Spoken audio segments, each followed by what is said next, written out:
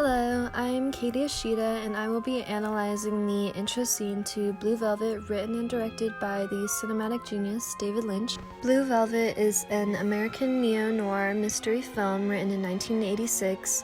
It is a psychological horror written about a boy who returns home from college to visit his ill father.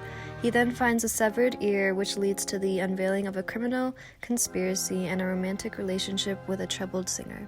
The first scene starts with a pan down, a perfect blue sky, to a close-up of a white picket fence and red roses. This is important because red roses usually represent desire and longing for love on the surface, but regret and sorrow underneath. In the background of the intro, you can hear the song Blue Velvet by Bobby Vinton playing. This song is about love and longing for a woman. The shot crossfades into a wide shot of a fire truck moving down the suburbs. You can clearly see the firefighter standing on the side of the truck with his dog waving to the camera as if us, the audience, are part of the suburban neighborhood. The shot crossfades into another close-up of a white picket fence with yellow tulips in front of him. Tulips typically represent a cheerful tone on the outside, but a hopeless romantic love underneath. Lynch uses another crossfade into a long shot of kids crossing the school walk. The scene crossfades again into a low-angle, medium shot of a suburban home. Through the low-angle shot, you can still see the nature and you can still see the perfect blue sky in the background.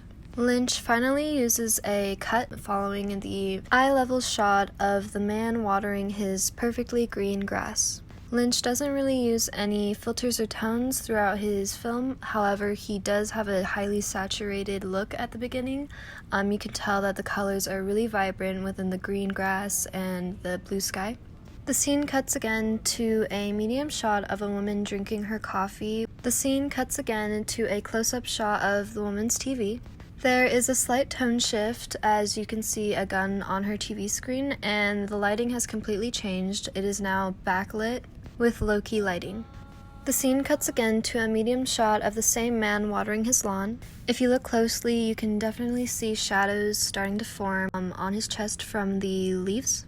Following the previous clips, Lynch used a ton of fill light and a ton of key light with high key lighting, so the shadows are a new development within the intro. The next few scenes become a little bit more chaotic as you can see a close-up shot of the hose stuck in a branch and a close-up shot of the faucet overflowing.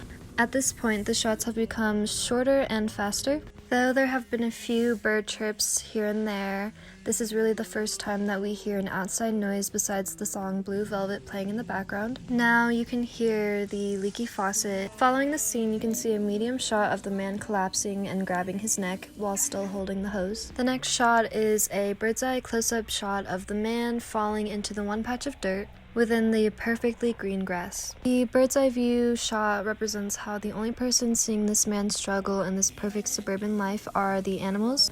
Following the close-up shot of the water, you can see a wide-angle shot of the dog, the man, and a baby. The shot then switches to a close-up shot of the dog coming after the water very aggressively. Through the close-up shot of the dog, you can see how he is really aggressively coming at the water over the guy who has just collapsed. The water represents purity and life. You can see how the living creatures, the baby and the dog, are totally oblivious to the life of the man. The scene cuts to an extreme close-up dolly shot moving through the grass. Following the animal point of view, we can see through the eyes of a worm.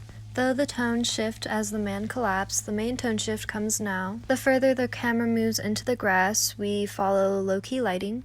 As the lighting gets darker, the music starts to go away and you can only hear the sounds of bugs and moving through the grass. The final shot is an extreme close-up of the bugs eating and moving around through the darkness. It is completely chaotic. Through the long take, Lynch really just emphasizes how the further and deeper you go underneath this perfect suburban life, you can see the deep darkness that hides underneath.